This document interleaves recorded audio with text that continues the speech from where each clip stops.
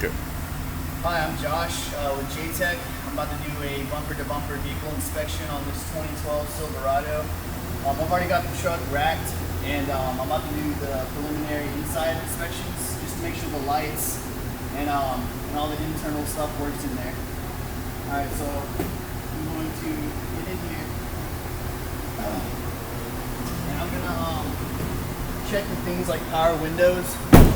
Make sure they're all operating. We got back ones back here too. Looks like they're all working. Wipers work. Fluid works. We're gonna turn the AC all the way down on max. Make sure that's blowing really cold air. If not, it might need a charge. You might want to tell that to a customer. Looks like it's good. We are gonna turn on the lights and the blinker. Make sure that those are in good operable condition. Also, before I do that, I'm going to check the tires for any feathering wear or cupping. Make sure the suspension is okay. Feels fine. Right blinker works. Headlight works. Oh, one more thing. On vehicles that are equipped with fog lights, it's good to press those on as well. Make sure those are working too. Make sure there's no leaves here. Okay. I'm also going to check the other tire for any cupping wear or anything like that. Maybe if you spot a nail in there, you can write that down and repair it.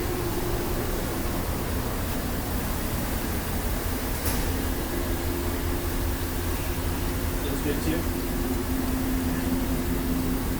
Okay, I got my left blinker works. Okay, got both my tag lights working, so that's good. Check this last tire over here.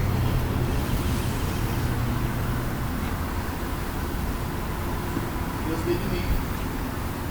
I'm going to use a brake pedal depressor to check for the brake lights. And while I do that, I'm also going to put it in reverse. Some vehicles you have to have the truck or car on to check the reverse lights because they won't cut on if the truck's just on the accessory mode. Look at this one.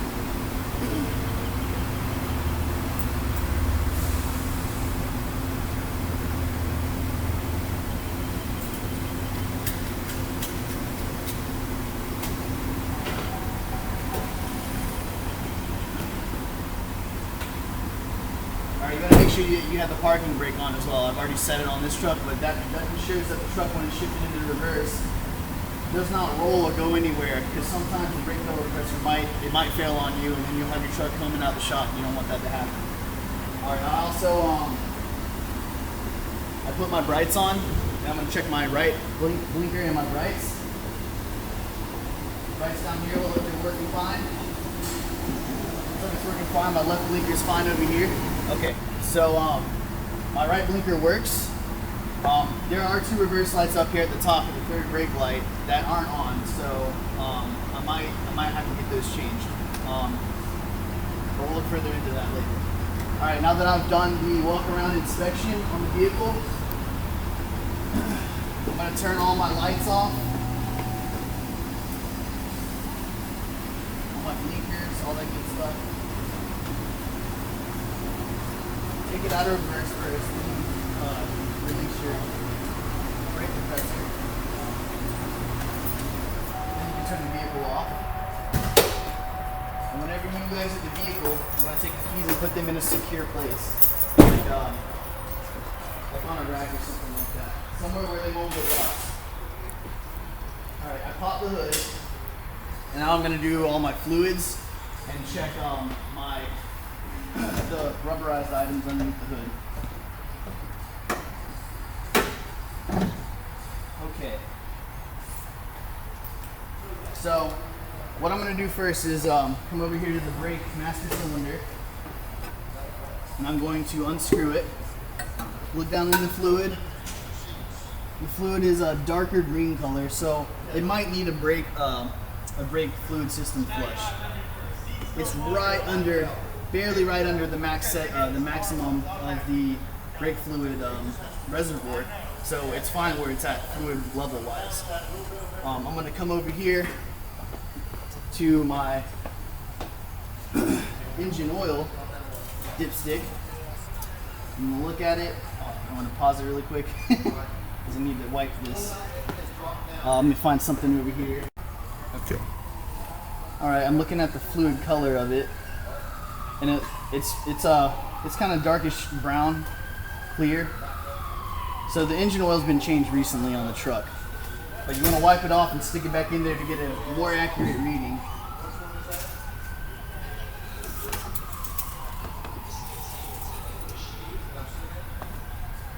Yeah, it's kind of like a gold brown color, and it's right there by the full line. So it's full of oil, the color of it's good, it doesn't need an oil change right now. That's what that's telling me.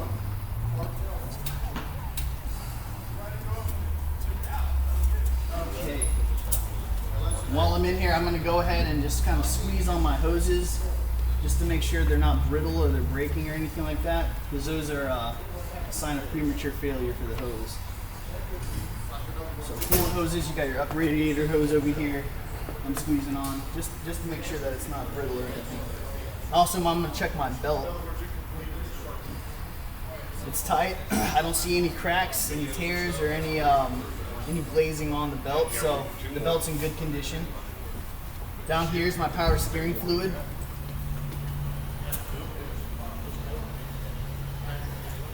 Here, you see that I wiped it. I'm going to put it back in there really quick. So it is a dark brown color. It's full, but it's dark brown, so it could probably use a flush. You know, I'm gonna write that down and let the customer know. Okay, I'm going to also check the transmission fluid. Now for that, I have to have the truck in neutral and have it on. So I have my parking brake engaged. I also have two wheel chocks here to make sure the vehicle isn't going to go anywhere when I put it in neutral.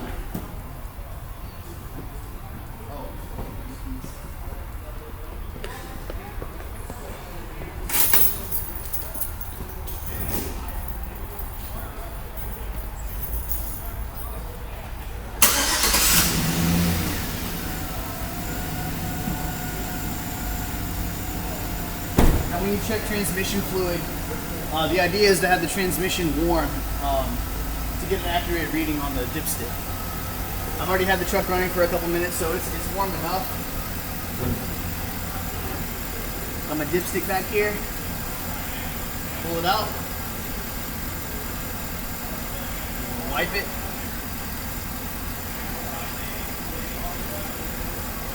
Stick it back in.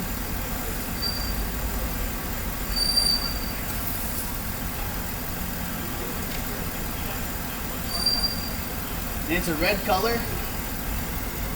It's not like a brownish or dirty looking color, and it's right there at the full line. So my transmission fluid is good or new.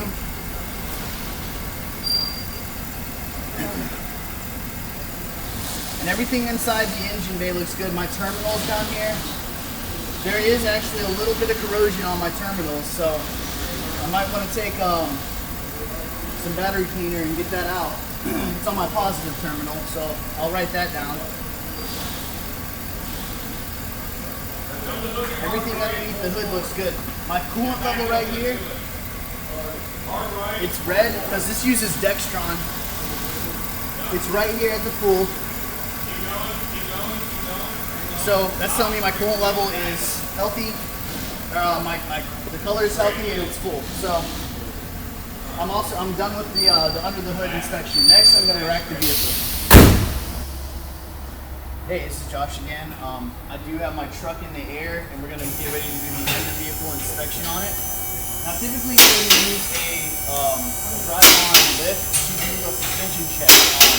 What I mean by that is, you usually would use a two-post lift, raise the vehicle about chest level, and you would shake the tire left and right to check for any tie rod joint play or any ball joint play, stuff like that. Well, ball joints up and down, sorry. Like wheel bearing play would be left and right, and tie rod, and then up and down would be ball joint play. So you want to check for that on all tires. And the only up and down for the rears because they don't have any steering components. Okay, so typical things you want to look for when you're underneath a vehicle is any leaks, any like rust, anything that looks abnormal on it. This has a rack and pinion type steering system. So on the rack, you know, there's little fittings up here that might have oil on them. This is a newer truck, so you know there's nothing really leaking on this. But so the rack's up here. The boots look fine on it. No leaks, nothing like that. Underneath me, I'm underneath the engine right here. I know that because there is a engine oil filter right here, and there's also a drain plug right here. You want to check those things, the surface around them, to see if there's any leaks or anything of the sort. If there is, you know, you want to mark that down. Make sure there's no seals busted or anything like that.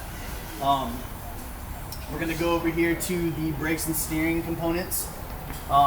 It's easier to identify problems that you can't see while the vehicle's in the air, and you do those left and right and up and down checks. So you want to check on the struts up here, on the actual shock absorber itself, if there's any leaks or any rust. If there is, notate that, you know, let a specialist look at that. We come over here to the calipers. You're going to look for darker spots in the rim or on the caliper or the rotor itself, or even the hub sometimes. I've seen it on there for brake fluid. Any leaks on that, you want to notate that as well. I just had something fall on me. That's some water from the condenser up here from the AC unit because it was blowing cold air not too long ago. But everything on this wheel looks fine. I'm going to come over here to the other wheel and look at it. This caliper looks fine. I don't see any brake fluid. I'm going to jiggle this arm a little bit. The boot over here isn't gouged and isn't leaking any grease. Same on this side. They're tight. They're not wiggling around, so we're not going to have any issues there. This strut over here looks fine. It looks fine on it too. Okay, we're going to make our way a little further back. I'm checking the exhaust right here. We have an O2 sensor up here at the top above the cap, and you want to just make sure that that's, you know, secured in there. If you see any like loose wires or anything like that, make sure you write that down because that can cause a lot of issues in a vehicle on its performance. Back here we have the transmission. You definitely want to look around the transmission oil pan back here to see if there's any leaks. Sometimes that happens. And like I said before, this is a newer truck, so you know there's not going to be too many leaks back here. There is none actually, so that's a good thing. Exhaust looks fine. Check the exhaust for, you know, rust, things like that. Exhaust looks fine. We're going to make our way a little further back to the drive shaft and things of the sort. I'm gonna keep looking back on my exhaust first. Check your exhaust hangers. You know, if the rubber is deteriorating a little bit, you might want to mark that down. That'll make the exhaust rattle. People might say there's a clunking, and it could misdiagnose the part. You know, so you want to make sure that that's written down so you know what's going on. The drive shaft looks good. I don't see any dents, any cuts, holes, anything like that, no rust. The drive shaft tight on the U-joint back here, so there's no play there, which is good. You want that. Over here on the fuel tank, I'm going to look and see if there's any scrapes or gouges or anything like that. On the lines back here, you might see some fluid like this back here, and that just smells like oil. That could have been from the lift or something like that. I don't know. We'll have to mark that down and try and diagnose why there's oil back here. It could be from in here somewhere.